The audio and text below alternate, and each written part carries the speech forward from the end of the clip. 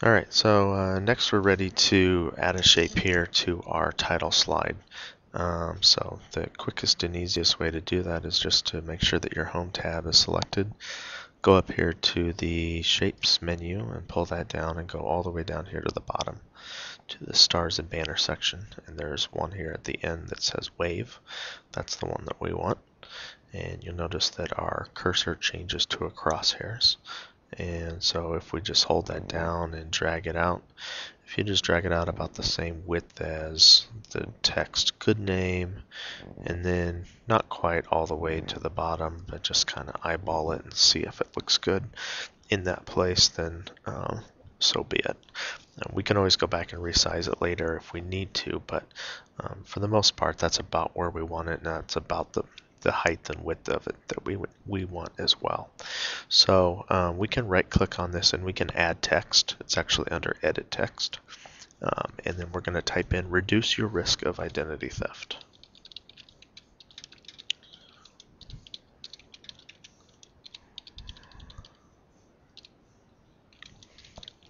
And you'll notice that everything is capitalized except for the word of. So just make sure that you do that, and then go ahead and select your text. Your mini toolbar opens up, and we're going to change that to a font size of 36. And that's all that we need for that. Now we're going to apply the same quick style that we used earlier, so just make sure that the box is selected somewhere. And choose the same box that we use, the Subtle Effect Accent 6 box. And you'll notice that it automatically changes the text color for us, so we don't need to do anything there.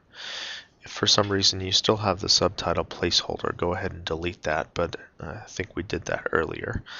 And then if we just click out of it, make sure that it looks the way that we want.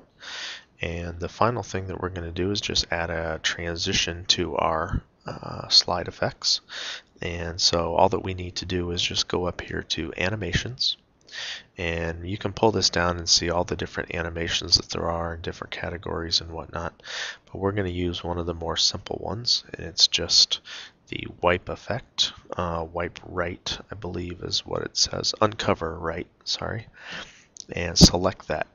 Now that's only going to apply it to this particular slide, and eventually we're going to apply to all. But if you're making any changes to your animations or to your transitions, it's best to make the changes first and then apply them all at once, so you don't have to continually re-click that. So we're just going to change the speed to medium. Then we're going to apply to all. And it's always a good idea to just preview your show. So either by using this button down here at the bottom. On mine, I've created a taskbar, a quick taskbar locator, so I can do that. And now you can see that all of your effects work. Make sure that it looks good and looks the way that you think that it should. Look for spelling mistakes before you give any presentations to anybody, and it's a good idea to let somebody else take a look at it as well. Everything looks good. I don't notice anything, and hopefully I caught any spelling mistakes earlier on, but if not, we'll deal with those as necessary. That's really it for section 2. For project tutorial 2, I should say, unit 2. Call it a bunch of different names, but it's all the same thing. We want to make sure that we save this one more time so that we have it in case I ask to look for it. You don't need to submit this unless I've asked for you to do that. Otherwise, normally the tutorials are just meant for practice, and you're in good shape.